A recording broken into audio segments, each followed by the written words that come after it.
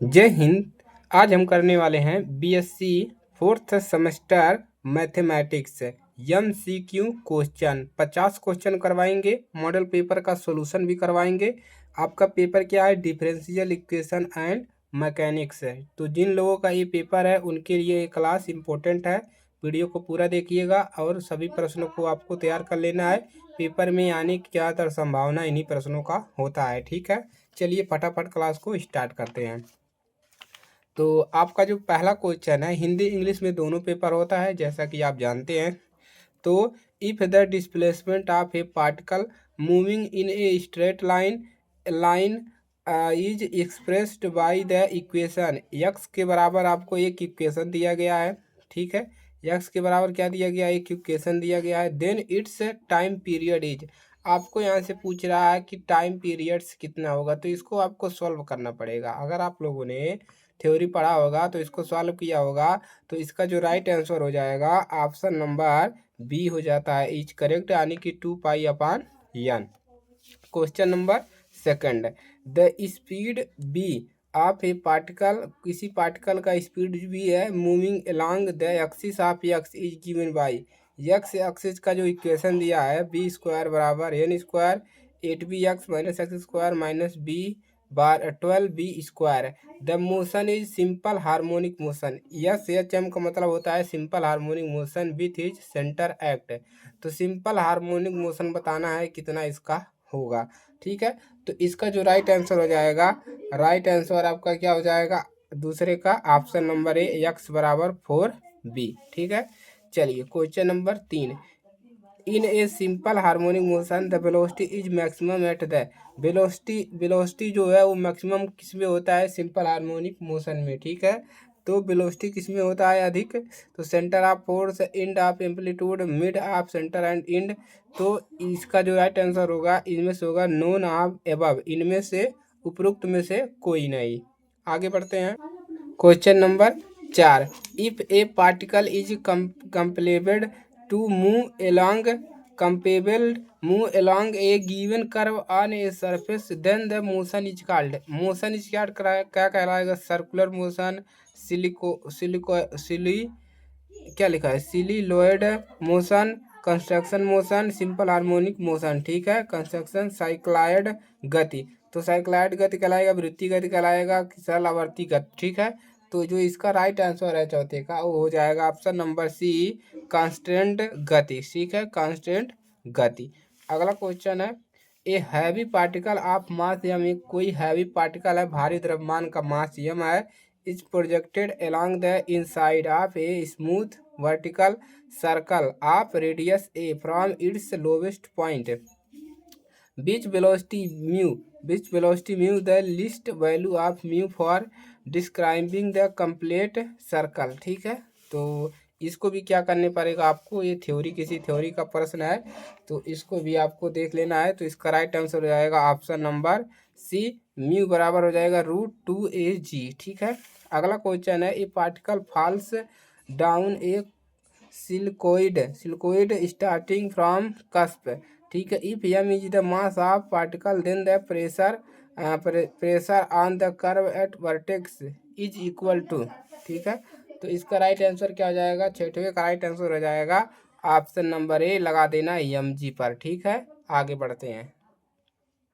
Question number 7, if a particle describe the curve r बराबर दिया है 2a cos theta under a force f to the pole, the law of force is, इसका law of force कितना होगा? ठीक है, 7वें का क्या हो जाएगा? Law of force is.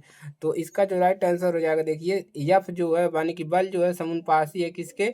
R1/r3, R4, R5, R6 दिया है। तो राइट आंसर जो आपका हो जाएगा ऑप्शन नंबर पहला, जो बल होगा वो समानुपाती होगा 1/r³ के। ठीक है, तो नेक्स्ट क्वेश्चन आपका है 8 नंबर, a particle move in a ellipse of semi major axis A under the central force discrete toward focus of the ellipse, then the velocity v at any point of the path is. ठीक है, तो कोई कण ए लंबाई वाले अर्धवृत्तीय, हिंदी में भी दिया रहता है जैसा कि हमने बताया। तो इसका राइट आंसर हो जाएगा आपका, right answer option number D, B square बराबर म्यू 2a/r² -1/a। ठीक है।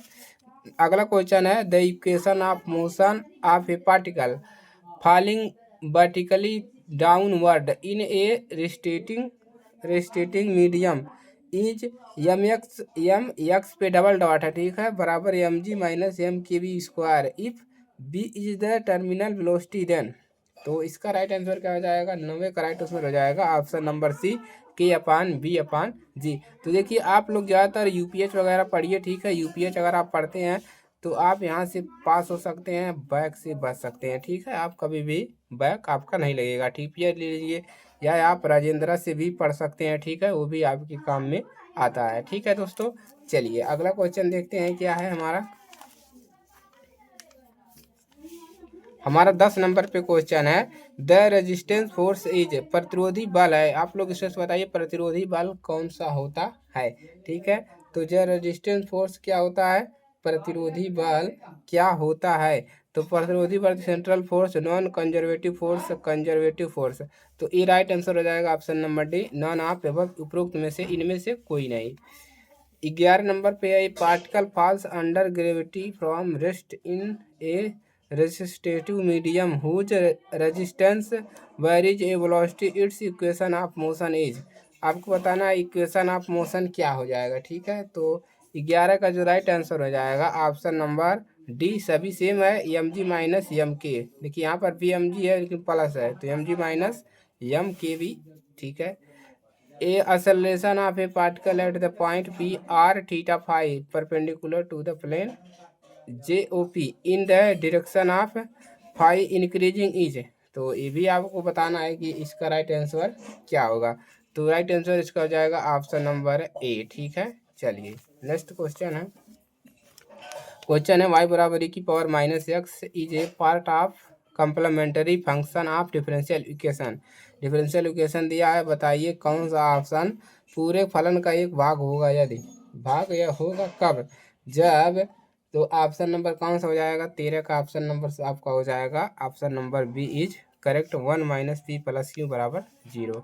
The differential equation of family of curve, बताइए फैमिली ऑफ कर्व इसका क्या होगा? इज। तो differential equation of family of curve हो जाएगा, तो इसका जो राइट आंसर हो जाएगा option number C, d² y/dx² + 4dy/dx + 3y = 0। अगला क्वेश्चन है the differential equation of form is known as, एक किस प्रकार का है? ठीक है, तो आपका बेसल्स इक्वेशन, लेंजर्स इक्वेशन। ठीक है, तो differential equation none of above, तो इनमें से कोई नहीं, ये है राइट आंसर आपका हो जाएगा। ठीक है, नेक्स्ट क्वेश्चन है द वैल्यू ऑफ इंटीग्रल। आपको बताना है इस वैल्यू ऑफ इंटीग्रल। ठीक है, तो द वैल्यू ऑफ इंटीग्रल कितना होगा? तो ऑप्शन नंबर बी इज आपका एकदम करेक्ट हो जाएगा। ठीक है, रिडगोरियस फार्मूला इज, तो आपको बताना है रिडगोरियस फार्मूला होता क्या है? तो ऑप्शन नंबर आपका बी इज एकदम करेक्ट हो जाएगा। ठीक है, the value of NJ(n(x)-(x)J(n+1)(x) is, तो इसका वैल्यू बताना है, तो राइट आंसर इसका नहीं पता है। ठीक है, तो क्वेश्चन आप लोग देख लीजिए। अगला है आपका J1 - 1/2 x is equal to, इसके x के इक्वल क्या होगा? नेक्स्ट क्वेश्चन है the value of d/dx x⁴n Jn(x)। ठीक है, तो इसका राइट आंसर हो जाएगा option number B is correct. ठीक है, तो degree of particle differential equation, आपको इसमें बताना है कि इसकी डिग्री कितना है। ठीक है, तो डिग्री कितना है? डिग्री आपका 2 ही है, आर्डर कितना है? आर्डर 3 है, तो ऑप्शन नंबर क्या हो जाएगा? Option number B is correct है। ठीक है, चलिए आगे बढ़ते हैं। देखिए इसको बोलते हैं आर्डर। ठीक है, 3 आर्डर का है। डिग्री जो है आपका ये है आपका 2। ठीक है, इस पे भी 2 है, इस पे भी 2 है। ठीक है, चलिए अब देखिए अगला क्वेश्चन है द लैग्रेंज एक्सिलरी, नहीं दिख रहा है, चलिए Lagrange auxiliary equation of P Q plus Q capital Q बराबर R, R is given by. ठीक है, लैग्रेंज के सहायक समीकरण है, तो लैग्रेंज का सहायक समीकरण क्या है? Option number B is correct. ठीक है, तो कंप्लीट इंटीग्रल्स ऑफ क्यू बराबर 3p² इज, क्यू बराबर 3p² का मान कितना होगा? अगला है the general solution of particle differential equation. इसका बताइए जनरल सॉल्यूशन क्या होगा इस समीकरण का। आंशिक आंशिक अवकलज समीकरण का व्यापक हल है। ठीक है, नेक्स्ट है आपका one dimensional wave equation is. One dimensional wave equation होता क्या है, तो आपका देखिए यहाँ पर सभी प्रकार के प्रश्न आपको दिए ऑप्शन में दिए गए हैं, तो पहला वाला ऑप्शन जो है एकदम करेक्ट हो जाएगा। ठीक है, नेक्स्ट है the partial differential equation of the form. बताइए इसका partial equation of differential of form कौन सा है, इज कॉल्ड, कौन सा, लैग्रेंज, क्लैटर्स, चारपिट्स। तो ऑप्शन नंबर ए इज आपका एकदम करेक्ट हो जाएगा। ठीक है, चलिए the solution of partial differential equation P E Y बराबर क्यू ई एक्स इज। तो इसका डिफरेंशियल इक्वेशन क्या होगा, सोल्यूशन इसका नहीं है। ठीक है, चलिए अगला है द डिफरेंशियल इक्वेशन इज। आप लोग बताइए डिफरेंशियल इक्वेशन किस प्रकार का है। ठीक है, तो द डिफरेंशियल इक्वेशन इज, तो ये डिफरेंशियल इक्वेशन क्या है, पैराबोला है, पैराबोलिक है, इलिप्टिक है, हाइपरबोलिक है, सर्कुलर है। ठीक है, तो द डिफरेंशियल इक्वेशन इज किस प्रकार का है, आंसर आप लोग को सही कर लेना है। अगला है the partial differential equation is called elliptical if. Elliptical कब कहलाता है, जब यस स्क्वायर जो होता है माइनस होता है 4RT बराबर 0। ठीक है, the characteristic equation of partial differential equation RT minus RT बराबर 0 इज। आंशिक अवकलन समीकरण के अभिलाक्षणिक समीकरण है। चलिए अगला है out of the flowing partial differential equation which is linear. इनमें से बताइए लीनियर कौन होगा। ठीक है, तो लीनियर कौन होगा, तो इसमें से आपका जो लीनियर इक्वेशन होगा वो क्या होगा, इसमें से लीनियर इक्वेशन देखिए किसी का है लगाया है लेकिन मुझको नहीं लग रहा है कि सही है। The general solution of partial differential equation, तो इसका जनरल सोल्यूशन क्या होगा इसको बताना है। अगला क्वेश्चन है the partial integral of the partial differential equation. Question number 34 है the solution of non homogeneous, the solution of non homogeneous partial differential equation, तो क्या होगा।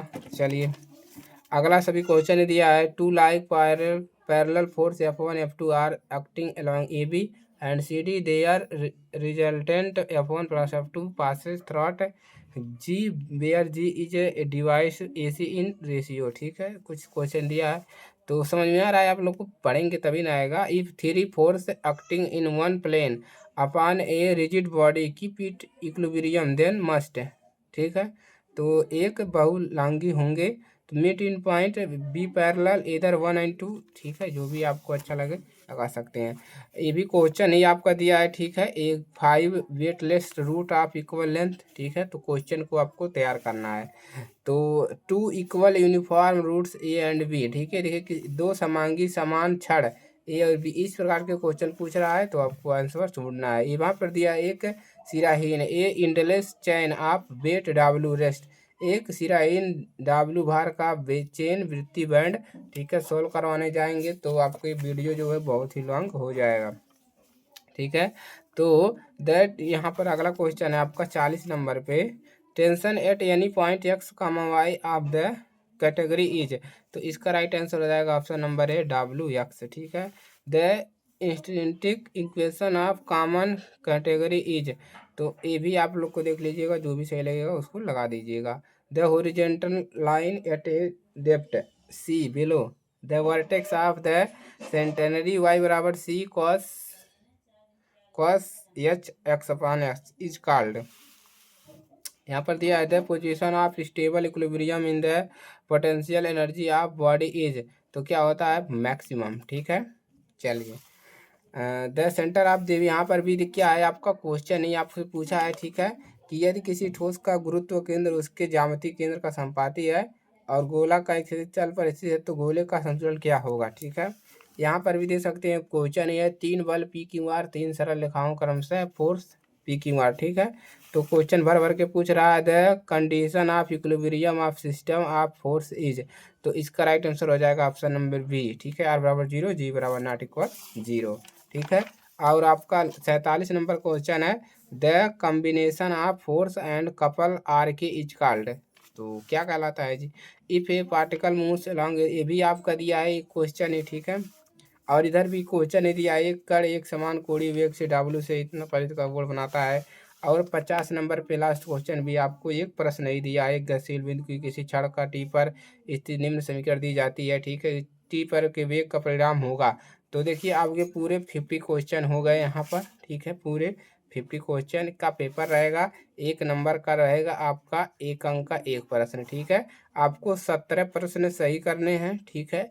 17 प्रश्न सही कर लेते हैं तो आप पास हो जाएंगे और बैक से बच जाएंगे, ठीक है। तो ये था आपका model paper 4th semester, BSc 4th semester, mathematics, differential equation है, मैकेनिक्स, ठीक है। तो दोस्तों को शेयर करिएगा, अपने यूपीएच वगैरह ज़्यादा पढ़िए, और चैनल पर नए हैं तो चैनल को सब्सक्राइब करके जुड़ सकते हैं और अपनी तैयारी कर सकते हैं। मिलते हैं नेक्स्ट क्लास। जय हिंद, वंदे मातरम।